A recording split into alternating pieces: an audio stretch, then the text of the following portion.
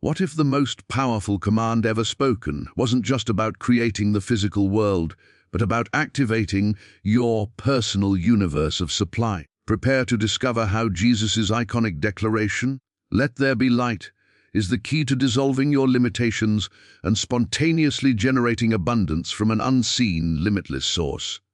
Now, check this out. We've all heard the Genesis story, right? Let there be light. Big cosmic awesome. But what if that whole scene isn't about some far-off galaxy or a physical sun? What if that's the blueprint for what's supposed to be happening inside you, right now, today? I'm talking about Jesus' Genesis. I'm not talking about the man walking around Galilee. I'm talking about that Christ consciousness, that ultimate reality, shouting into the darkness of your doubts, your lack, your fear, and saying, "Oh no! Let there be light in here." And that light, that's your personal supply universe flicking on its main breaker. It's not about hustling harder or praying for crumbs. It's about realizing the whole bakery, the wheat fields, and the sun that grows it. It's all already operating within your own consciousness. Your supply isn't a thing out there you chase. It's a universe in here you activate. We're about to unpack how to stop begging at the door of your own mansion. So get ready. But here's the kicker. What if the only thing between you and that infinite flow is a single, stubborn thought you're clinging to? We're gonna find out.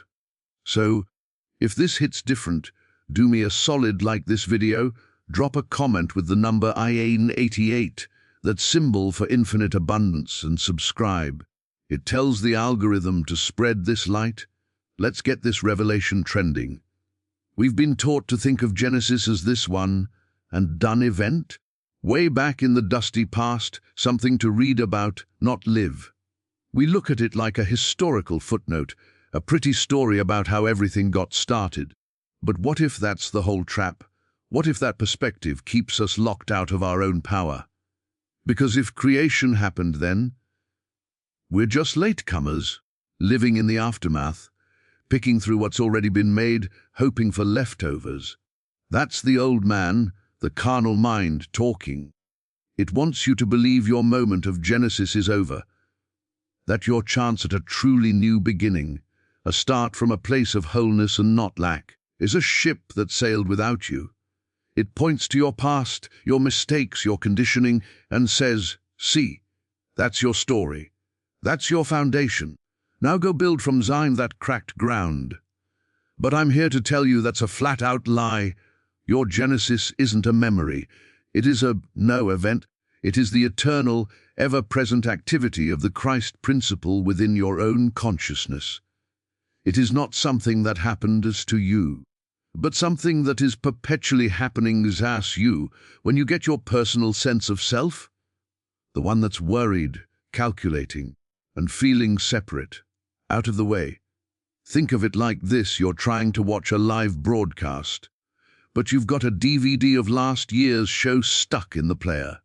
You're so focused on the recorded, finished, dead thing, your past, your old story, that you're missing the live signal broadcasting perfect, new, infinite creation in this very instant. That live signal is your Genesis. It's the continuous, "Let there be light," being uttered in the depths of your being. It has no past tense. It doesn't know your resume. It doesn't acknowledge your failures. It only knows its own immortal, vibrant, creating reality. This means that in any moment of perceived darkness, confusion, lack, conflict, the command is already active. Let there be light. Not let there have been light. Not maybe someday there will be light. The imperative is present tense. The activation is immediate. Your only job is to shift your awareness from the swirling darkness of the problem, the void and the formless deep of your worries, and to acknowledge the source of the command itself. You turn from the darkness to the mouth that's speaking the light into it. And that mouth is the I am of your own being, the living Christ. So you're not waiting for a miracle. You're not waiting for a sign. You are standing right now in the control room of your own Genesis event. The void you feel, That's just the raw material, the unformed substance, waiting for the command. And the command is eternally being issued from a place within you that was never born and will never die. Your new beginning isn't on the calendar. It's on the breath you're taking right now. The moment you consent to it, the moment you still the noise and listen for that eternal fiat, you sync up with the now event. You stop living from history and you start living from origin. And from that point of origin, everything, and I mean everything, gets reconfigured. Now, once you get that your genesis is a constant happening right under your own nose, you've got to look at this light. It's speaking into being. Most of us, we hear light, and we think of a nice feeling, a spiritual glow, maybe a sense of peace. We think it's like flipping on a lamp in a cozy room. And while that's part of it, that's a baby understanding. That's just enjoying the warmth of the bulb. But in the electrical grid of your being, that light is the entire flow of current. It's not just the gentle lamp, it's the roaring, live, unlimited power surging through the main lines. That, let there be light, is the master switch being thrown for your entire personal supply universe. It is the fundamental energy of formation, of manifestation, of substance taking shape. It is the active intelligence of fulfillment itself. It is what turns the unformed potential of the void into the formed reality of your experience. So when you're praying for supply, begging for a break, sweating over your bills, you're essentially sitting in a pitch-black control room, staring at a dead switchboard and crying because you can't see. You're focused on the absence of light. But the command has already been given. The system is live. The light is the active presence of your good, seeking its own outlet through you. It's not a reward for good behavior.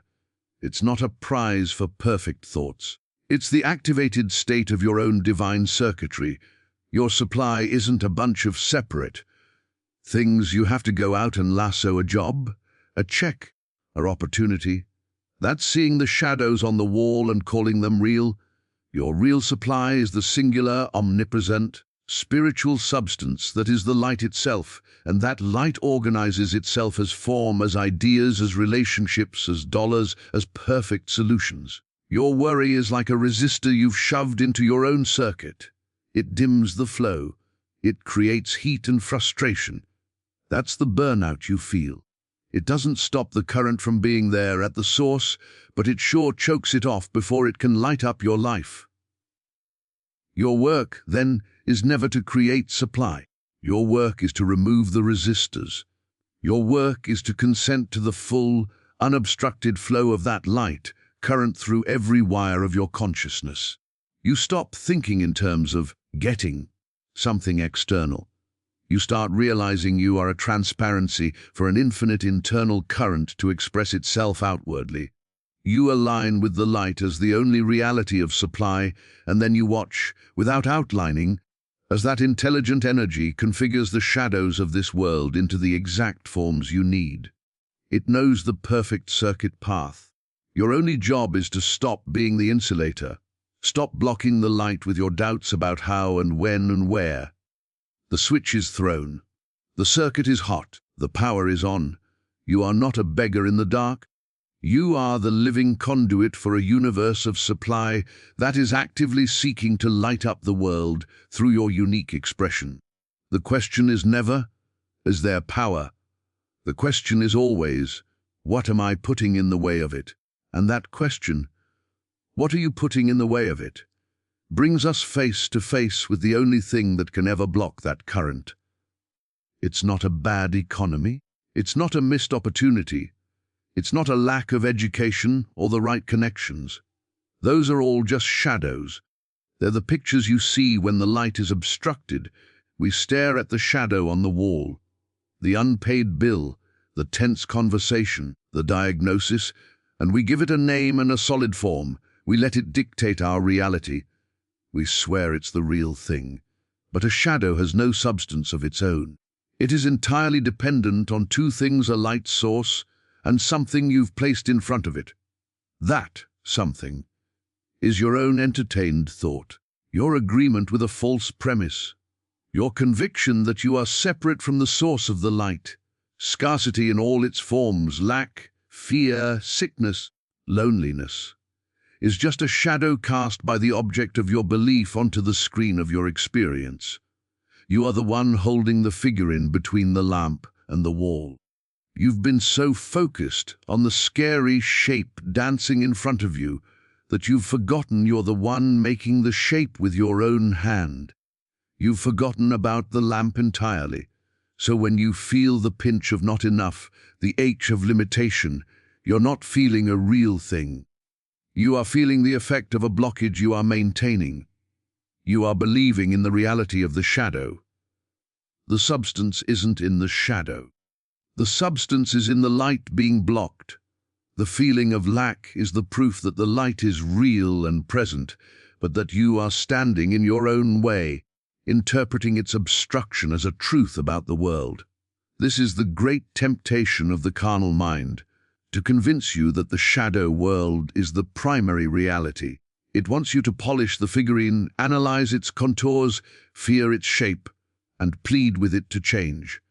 It will have you doing endless shadow management, budgeting fear, negotiating with lack, trying to rearrange the darkness. But you cannot fix a shadow. You can only remove the object casting it, or turn your gaze back to the light source. This is the inner work. It's not positive thinking. It's not saying the shadow isn't there. It's acknowledging its existence while completely understanding its nature. You see the bill, you feel the fear, but you recognize it instantly for what it is, a shadow, a temporary image formed by the interference of a fearful thought in the light of your infinite supply. You don't fight the shadow. You dissolve the object. You withdraw your belief, your mental consent, from the idea of separation and lack. You stop giving the figurine your attention and your faith.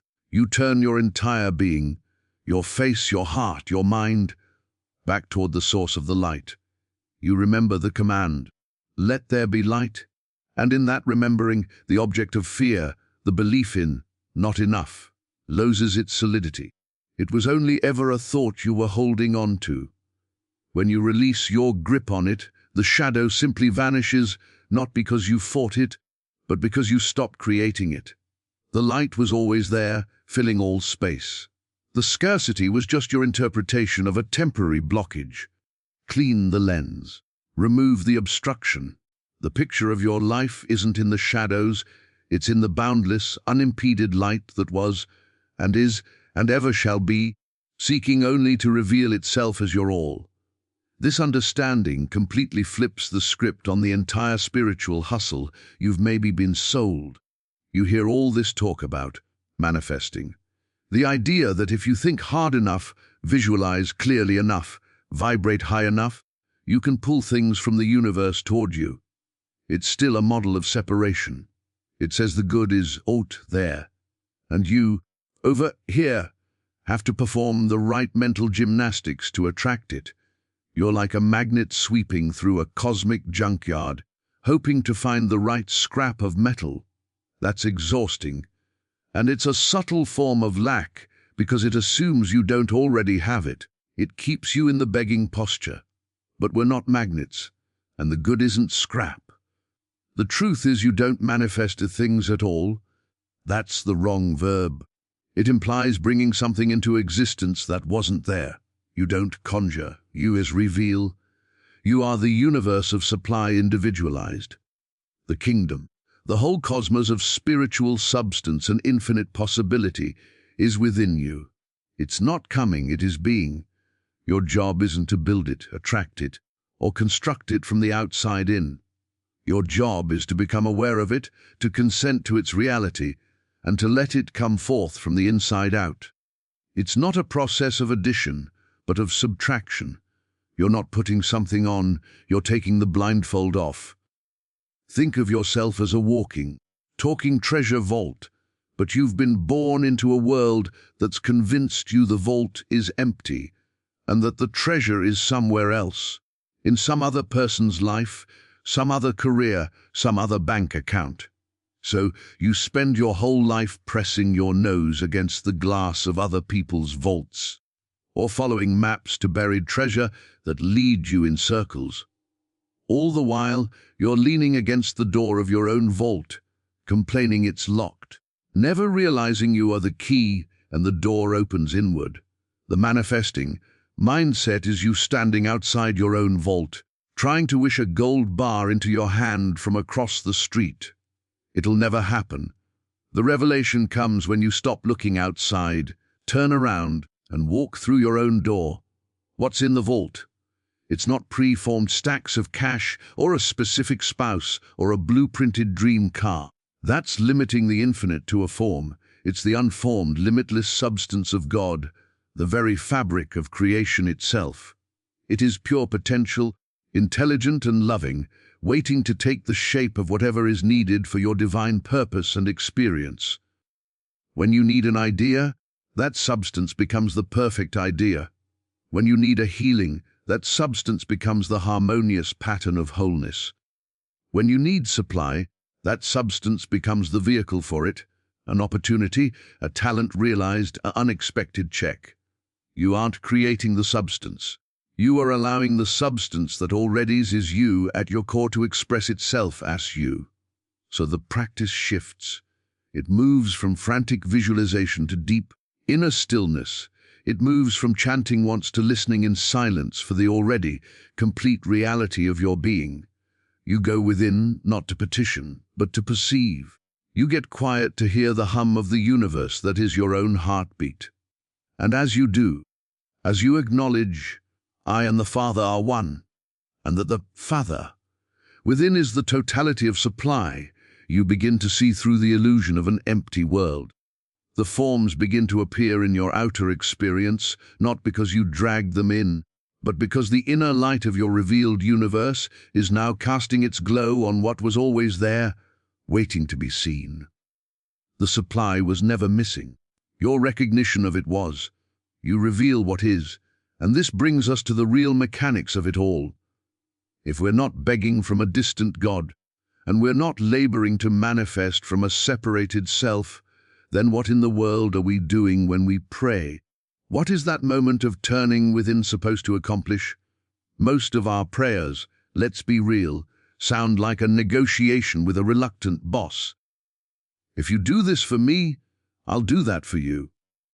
Or they're desperate cries from the bottom of a well, hoping the sound travels far enough to reach someone's ears. That kind of prayer is born from the shadow world. It confirms our separation, our smallness, and the otherness of the source of our good. It's spiritual begging, and it keeps us in the vibration of lack. True prayer has nothing to do with begging. It's not about changing God's mind. God is the unchanging isness, the eternal I am. You can't change the nature of the sun by asking it to be brighter. Prayer, in the light of this principle, is tuning the frequency. Think of your consciousness as a radio receiver. The broadcast is always on. The signal of infinite life, perfect harmony, and complete supply is a constant, omnipresent transmission. It's never gone silent. But your receiver, your awareness, your thought stream, your emotional state, can be dialed to all kinds of stations. You can be tuned to the static of fear, the chatter of doubt, the news broadcast of worldly chaos, or the sad song of past regrets. And then you wonder why you can't hear the symphony. The problem isn't the broadcast. The problem is your dial. When you pray, in this deeper sense, you are consciously, deliberately reaching for that dial and turning it. You are shifting your awareness away from the noise of the problem and tuning it to the silent, powerful frequency of the source. You are not sending words up. You are pulling your attention in. You are aligning the instrument of your being with the broadcast of I am that I am. It's an inner gesture of surrender, not to a problem, but to a presence. You get still. You let go of the mental list of wants. You release the white-knuckle grip on how and when. You simply turn the dial to the station of isness. In that stillness, on that frequency, a different kind of knowing arises. It's not a voice giving you instructions, though clarity may come. It's a resonance. It's a harmonization. You begin to vibrate at the same rate as the substance you are made of. And in that state of tuned alignment, something inevitable happens. The outer picture must re-harmonize with the inner signal. It's a law. The discord of your circumstances didn't come from nowhere. It was the visible, physical expression of your inner static.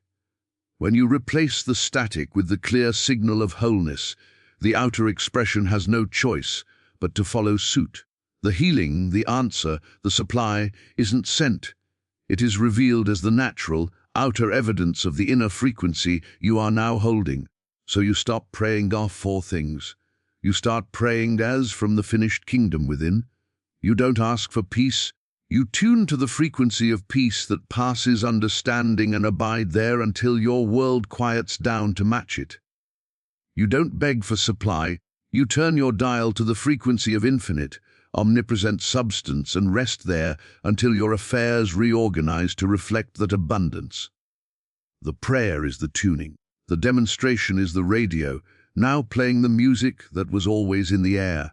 Your work is at the dial, not at the broadcast tower. The tower is forever sending.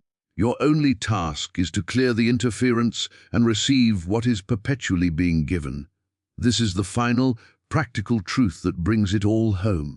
If your supply, your good, your health, your peace, your solutions isn't a thing out there to be grabbed, and it's a revealed universe within, and prayer is just tuning to its frequency, then there's only one logical, unavoidable conclusion, the only place, the only theater, the only stage where this supply can ever possibly show up for you is ours in your own mind, not on your desk, not in your mailbox, not in a doctor's report. Those are just the pictures, the final prints. The darkroom where the image is developed is your consciousness. Your mind is not just an observer of reality. It is the literal womb of your experience. The outer world is a perfect mirror, a flawless projection of the inner world you are consenting to moment by moment. We get this backwards all day long. We point to the empty bank account and say, "See, that's why I feel lack." But that's reading the movie screen and blaming it for the story. The projector is in the back of the room. The film reel is your mental state. The feeling of lack came first. The agreement with the idea of not enough was the film you loaded. The empty account is just the light shining that film onto the screen of your life. To change the picture, you don't paint on the screen. You change the reel in the projector. You stop feeding it the film of separation and limitation. Your mind, in its quiet, neutral state, is that control room, that inner universe. It is the within where the kingdom resides. It is the field where the seed of the word is planted. It is the altar where the fire of realization burns. Nothing enters your world experience that doesn't first find a landing strip, a welcoming committee, in your mind. A problem only has the reality. You grant it in your thoughts. An opportunity only becomes visible when your mental atmosphere is clear enough to perceive it. This is why two people can face the same circumstance, the same market crash, the same diagnosis, and have utterly different outcomes. They are not experiencing the same event, they are experiencing the out-picturing of two completely different inner universes.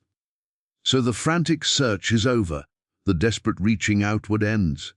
The work becomes exquisitely, powerfully interior. You cease being a victim of the world you see and become the guardian of the world you and know within. You watch your thoughts not with anxiety, but with the calm discernment of a technician monitoring a sacred instrument. You notice when you've slipped a reel of fear into the projector, and you gently, without self-condemnation, swap it out for the truth of your being, the film of the finished kingdom, of I am supply, of perfect wholeness. You don't do this to get something. You do it because it is the alignment with what is. You are cleaning the lens of your own perception. When your mind is consciously abiding in the awareness of the inner universe, the light, the frequency, the substance, that awareness becomes the governing reality.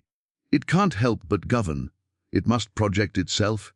And then, in ways you could never outline or force, the mirror of your outer world begins to reflect new pictures.